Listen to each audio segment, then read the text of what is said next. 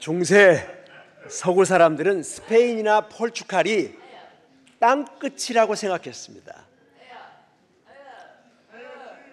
그래서 이 포르투갈 수도인 리스본 항구의 한 벽에 이 바위에 이런 글귀가 쓰여 있습니다. 여기가 끝이다. 저 너머에는 아무것도 없다. 그런데 1492년 한 탐험가가 이 항구를 떠나면서 이렇게 외쳤습니다. 여기는 끝이 아니다. 저 너머에는 위대한 희망의 땅이 우리를 기다리고 있다. 이렇게 리스본 항구를 떠나서 서쪽으로 가다가 아메리카 신대륙을 발견하게 됩니다. 바로 그 사람이 누구냐면 콜럼버스입니다. 보통 사람들은요, 이 절망적인 상황에 이르면 모든 것이 끝났다고 자포자기하는 경우도 있습니다.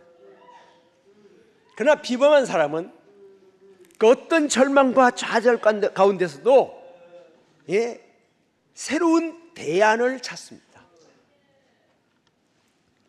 여러분, 요즘 대안이란 말이 많이 쓰여지고 있습니다. 대안학교, 대안정당 또는 대안정책 등등 대안이란 말로 쓰는 그런 그 대안이 맞습니다. 특별히 이렇게 선거철이 되면요, 이 정치인들이 분출하는 사회적 욕구에 대한 대안을 공약으로 많이 제시를 합니다. 그러나 그 공약들이 때로는 빈 공약이 될 때가 많습니다.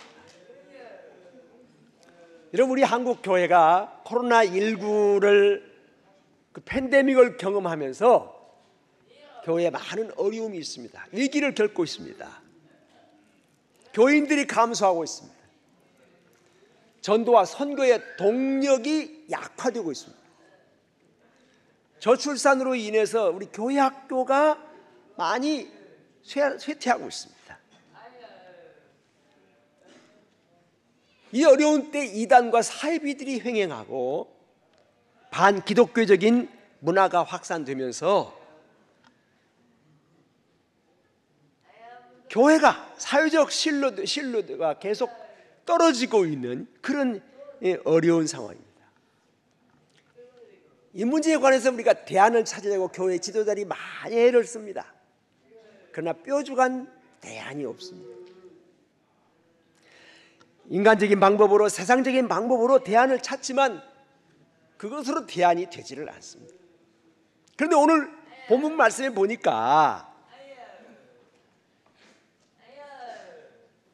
분명한 대안을 우리 주님께서 제시하고 있습니다. 여러분, 오늘 본문 말씀은 그래서 이 본문 말씀을 통해서 우리가 어떤 대안을, 우리 교회에 대한, 또 우리 가정에 대한, 또 우리 개인에 대한 대안을 찾아야 할 것입니다.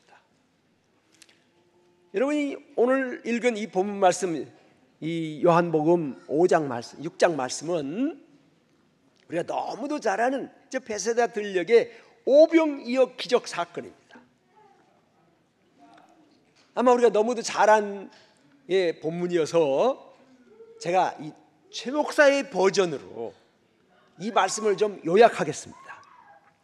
한 번은 예수님께서 베세다 들녘에서 천국 복음을 전파하셨습니다. 날도 저물어 가는데 수많은 사람들이 예수님 말씀을 듣기 위해서 그 들녘으로 나옵니다. 근데 제자들은 은근히 걱정이 됐어요. 왜? 아니, 빈들이 아무것도 없는데 이 많은 사람들이 예수님 말씀 듣다가 날이 저물고 집에 가다가 다 쓰러질까봐, 기진할까봐 걱정됩니다. 그래서 예수님께 말씀합니다. 예수님, 여기는 빈들입니다. 날도 저물었습니다. 빨리 이 군중들을 해산시켜야 합니다. 그때 예수님께서 제자들에게 말씀하십니다. 갈 곳 없다. 너희가 먹을 것을 주어라. 그러면서 빌립에게, 여기 본문 5절 말씀 보시면 우리가 어디서 떡을 사서 이 사람들을 먹이겠는가 대안을 요구하셨습니다. 그때 빌립이 대답하기를, 예수님, 이 많은 사람들에게 떡 한 조각씩만 주어도 200데나리온이 필요합니다. 200데나리온이면 지금 우리나라 돈으로 하면 2천만 원가량 됩니다. 그런데 200데나리온이 있다 손 치더라도 한꺼번에 그 많은 떡을 살 공장이 어디 있습니까? 대안 없습니다. 곁에 있던 안드레가 한 소년의 도시락 오병이어를 가지고 나와서는, 예수님, 우리가 가진 먹거리의 전부입니다. 이 오병이어 가지고 이 수많은 사람들, 남자만 장정만 5천 명이나 되는 이 사람들에게 무슨 소용이 되겠습니까? 역시 대안 없습니다. 그때 예수님께서 그 오병이어를 내게로 가져와라. 그리고 그 오병이어를 가지고 하나님께 기도해서 그 5천 명, 부녀자들까지 포함하면 한 2만 명쯤 될 것으로 봅니다. 이 사람들이 떡과 물고기를 배불리 먹고 남은 조각이 12바구니에 탔더라. 할렐루야. 이거는 동화가 아닙니다. 이거는 역사적 팩트입니다. 사건입니다. 여러분, 이 사건 때문에요, 제자들을 뿐만 아니라 이 유대 사회가 발칵 뒤집혔습니다. 아, 저 예수가 바로 우리의 경제 문제, 우리의 빵의 문제를 해결할 수 있는 분이구나. 저분을 왕으로 우리가 옹립하면 우리가 노마 식민지로부터 우리가 자유를 얻고 해방도 되고 우리의 위대한 왕이 되겠다 싶어서 예수님을 왕으로 삼으려고 하는 결정적인 동기가 여기서 출발합니다. 그러니까 우리가 아무리 큰 문제를 가지고 있다 할지라도 여기 예수님이 없으면 대안이 없습니다. 믿습니까? 그러나 예수님이 있으면 대안이 있는 줄로 믿습니다. 지금 오늘 우리의 사회나 우리의 시대나 교회가 아무리 큰 문제를 가지고 있어도, 우리 개인이 아무리 큰 문제를 가지고 있어도 예수 없으면 대안도 없고 예수 있으면 대안이 있는 줄로 믿으시길 바랍니다. 예. 우리 창동 염강교회가 53주년을 맞게 되었습니다. 우리 염강교회는 시작할 때부터 광야 교회였습니다. 여러분들이 지금 예배드리고 있는 이 장소가요, 지금부터 53년 전에는 물구렁 논이었습니다. 예. 저 창동역을 가려면요, 돈두렁 반두렁길 지나 쪽다리 지나서 그래야 창동역을 갈 수가 있어요. 그리고 우리 영광교회는요, 시작할 때 아주 작은 교회로, 이 도봉구에서 가장 작은 교회로 출발했습니다. 그러나 여러분, 53년 지난 오늘에는요, 한강 이북에 여러분, 이 역사를 가지고 이만한 교회로 부흥한 교회가 있으면 나와보라고 그래요. 우리 영광교회입니다. 여러분, 하나님의 전적인 은혜와 축복이었음을 믿습니다. 그런데 우리가 53주년을 맞으면서 하나의 변곡점에 이르렀습니다. 새로운 100년을 위한 새 예배당을 건축해야 하는 그런 위대한 거룩한 하나님의 미션이 우리에게 주어져 있다고 하는 것이죠. 여러분, 이 예배당은 어떤 곳입니까? 하나님의 눈과 마음과 영이 집중된 곳인 줄로 믿습니다. 그렇게 이 예배당은 우리의 관심이고 우리가 참 주목하는 곳뿐만 아니라 하나님의 마음이, 하나님의 눈길이 집중된 곳이에요. 어떤 의미에서 우리보다 하나님이 더 새 예배당을 필요로 하시는 줄로 믿으시길 바랍니다. 예. 자, 오늘 부분 말씀 통해서 우리 염건교회가 가진 이 광야교회 대안이 과연 무엇일까? 제가 기도하는 중에 이 말씀을 선택했습니다. 자, 우리가 직면한 광야교회 대안, 그 첫 번째는요, 긍정적인 믿음의 시각이라고 하는 것입니다. 우리 같이 한번 읽으실까요? 시작. 긍정적인 믿음의 시각. 한 번 더. 긍정적인 믿음의 시각. 여러분, 베세다 들녘에서 오병이어를 가지고 일으킨 그 기적은 바로 믿음의 시각에서 출발했다고 하는 것입니다. 여러분, 남자만 5,000명이 되는 이 사람들이 한 끼 식사를 위해서 제자들은요 굉장히 고민했습니다. 그야말로 이 문제를 해결하는 대안이 수학적인 문제인 줄 알았어요. 그래서 수학적인 문제만 계속 제시를 합니다. 빌립은 200데나리온이 필요하고 200데나리온이 있어도 떡이 어디서 사며 대안이 없다고 생각합니다. 안드레 역시 오병이어 가지고는 택도 없는 양이라고 지금 대안이 없다고 포기합니다. 제자들은 한사코 문제의 대안을 수학적인 계산에서 찾습니다. 그래서 그들은 포기할 수밖에 없었어요. 그런데 바로 그들이 포기한 바로 그 지점에 예수님은요 신학적인 대안을 찾아요. 그게 뭡니까? 그 오병이어를 들고 하나님께 기도합니다. 할렐루야. 기도해서 그 수많은 사람들에게 배불리 먹이고 12덩이 떡을 남기는 그런 역사를. 이것은 동화가 아닙니다. 지어낸 얘기가 아닙니다. 이건 엄연히 팩트입니다. 예. 여러분, 그런 의미에서 우리 성도들은 수학적 관점에서 신학적 관점으로 우리의 관점을 바꿔야 됩니다. 왜? 거기서 하나님의 역사가 일어나기 때문에. 우리가 수학적인 계산 속에 빠지면은요 아무것도 못합니다. 오히려 우리는 신앙 고백과 함께 긍정적인 믿음의 시각을 가져야 될 줄로 믿습니다. 예.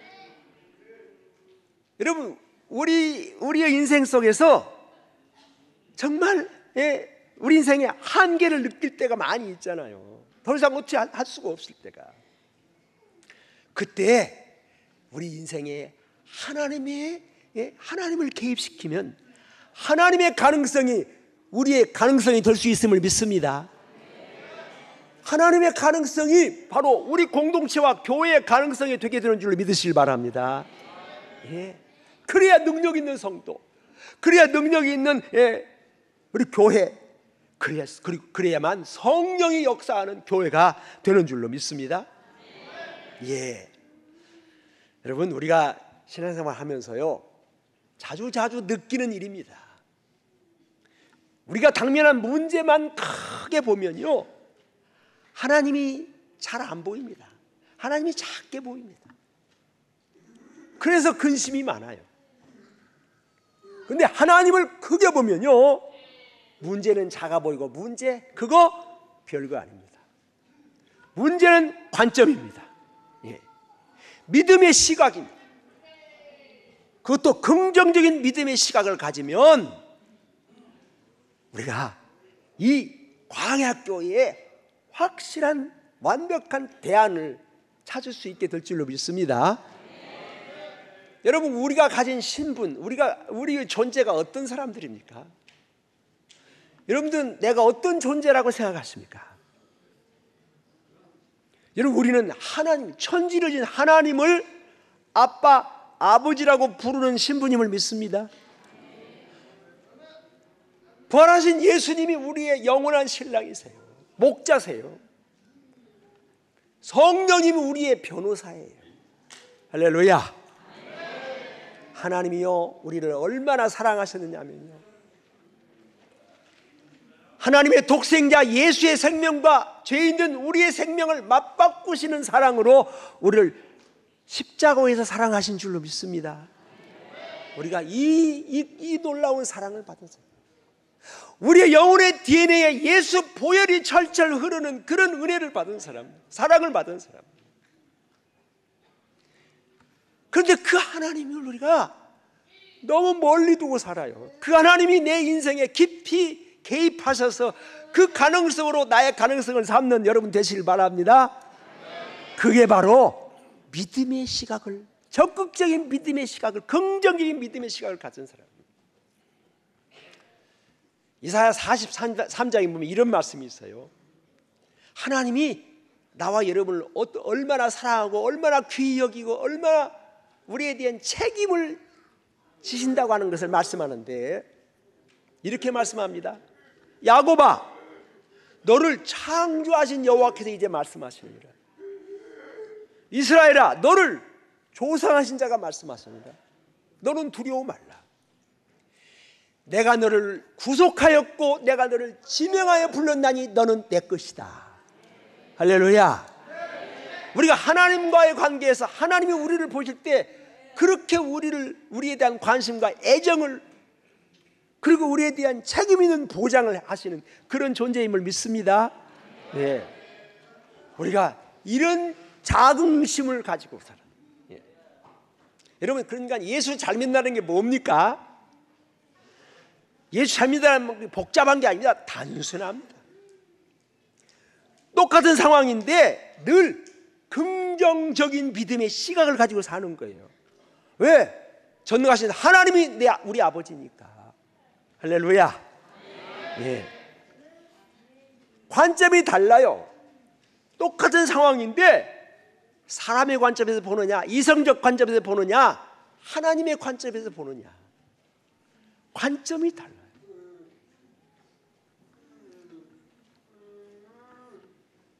내 인생에 하나님의 가능성을 개입시켜서 내 인생이 하나님의 가능성으로 채워지도록 그렇게 하나님에 대한 신뢰와 믿음을 가지고, 그런 믿음의 시각을 가지고 승리하는 여러분 되시길 바랍니다.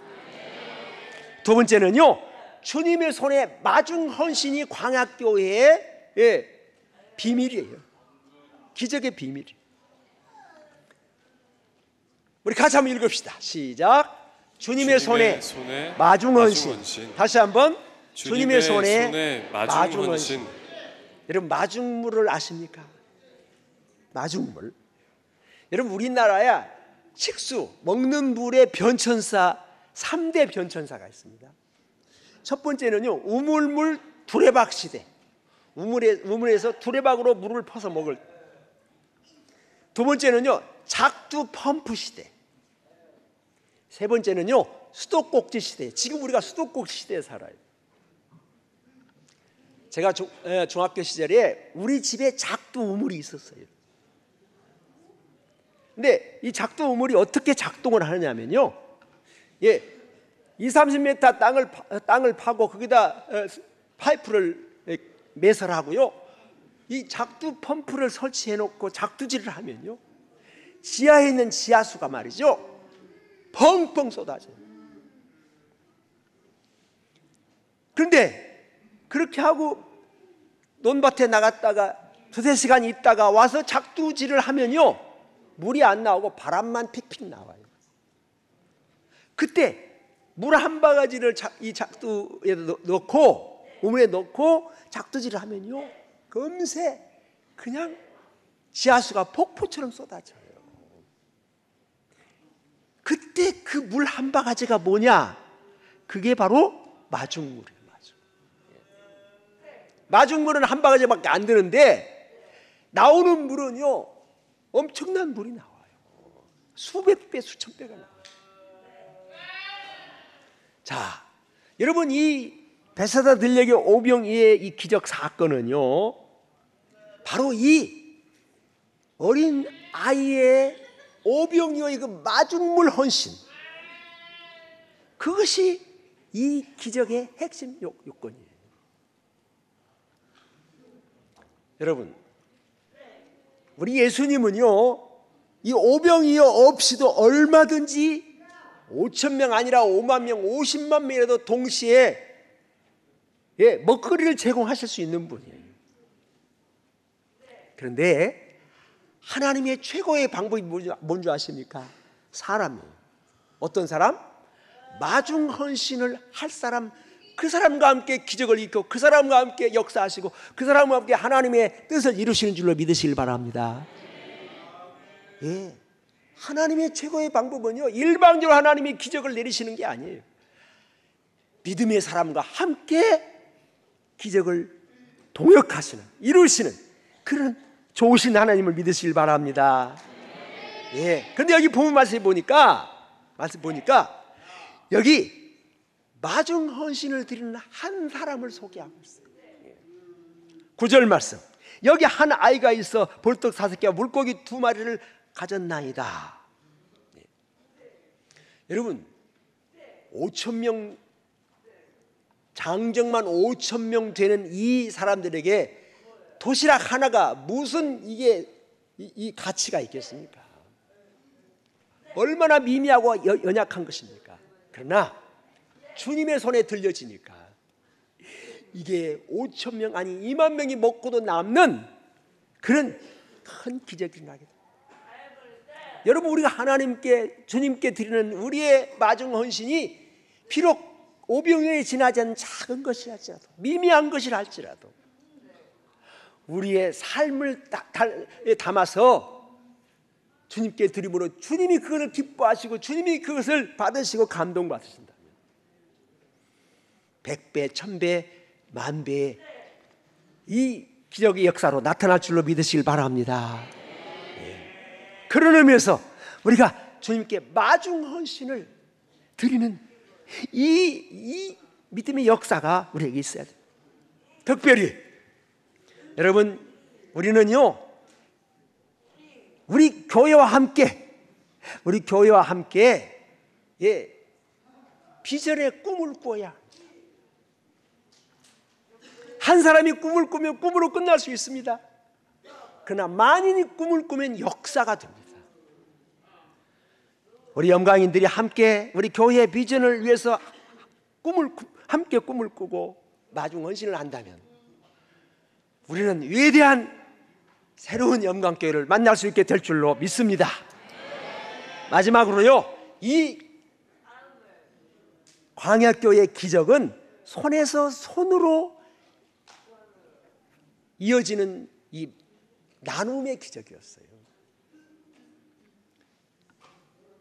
이 어린아이의 도시락을 만들어 보낸 엄마의 손, 그 도시락을 오병이어를 예수님께 바친 아이의 마중 헌신의 손, 또 그것을 들고 기도하신 예수님의 손, 예수님께 받은 음식을 또 군중들에게 나누어 주었던 제자들의 손, 이 손들이 다 합해서 이 기적을 일으킨 거예요.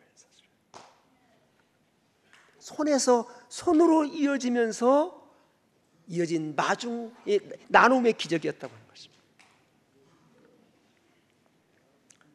여러분, 그러니까 이 떡과 물고기를 먹는 모든 사람들이 직접 기적을 체험하는 거예요. 예수님이 기도하니까 갑자기 떡산이 생기고 갑자기 기도하니까 물고기 산이 생긴 게 아니에요. 예수님은 제자들이 가지고 먹을 만큼만 주니까 제자들은 또 50명, 100명씩 나눠져 있는 사람들에게 나누면서 모두가 다 함께 이 기적의 역사를 직접 손으로 체험하는 거예요. 그래서 이 기적은 더 의미가 있는 거예요. 이렇듯 하나님은 우리가 서로 나눔으로 더 풍성해지고 나눔으로 더 온전하게 누리기를 원하시는 줄로 믿으시길 바랍니다. 그러니까 이 기적을 나눌 때요, 내가 먼저 받은 사랑을 나누면서 그 사랑이 커지고, 내가 받은 은혜를 나누면서 은혜가 은혜 위에 더 많아지고, 내가 받은 축복을 나누면서 축복이 축복 위에 더하는 역사가 일어나게 됐다고 하는 것입니다. 우리 예수님은요 3대 사역이 있습니다. 예수님은 말씀을 늘 선포하시는 프리칭 사역을 하셨어요. 또 말씀을 가르치는 티칭 사역도 하셨어요. 또 이 힐링 사역, 병자들을 고치는 그런 사역을 하셨어요. 그래서 장애인들과 주님이 매우 가까우셨어요. 시각장애인들, 청각장애인들, 행동장애인, 여러 가지 장애를 입은 분들과 늘 함께 그저 만져주고 고쳐주고 함께 하셨어요. 그러면서 우리가 주님의 마음을 우리도 알아서, 여러분 저도 이제 나이가 78세인데 이제 나이가 들면요 예비 장애인이에요. 여러분 비장애인들 언제까지 비장애인이 아니에요. 다 우리가 예비 장애인이에요. 그러니까 이 장애인들과 우리 비장애인들이 함께 가는 거예요. 서로 격려하고 사랑하고 아껴줘요. 그게 주님의 마음. 그래서 우리 주님의 마음을 우리도 닮아서 우리가 주님의 심장으로 저 영혼들을 사랑하고 저들과 함께하고, 주님의 손발이 되어서 주님이 손이 가는 곳에 우리의 손도 가고, 주님의 발이 가는 곳에 우리의 발길도 가고, 주님의 눈이 가는 곳에 우리의 눈길도 가고, 그래서 주님의 숨결이 머무는 곳에 우리도 함께 숨결을 느끼면서 함께 어우러지고 함께 나누고 함께 살아가는 복된 여러분 되시기를 주님의 이름으로 축원합니다. 네. 우리 주님은 지금도 살아계십니다. 우리와 함께 하십니다.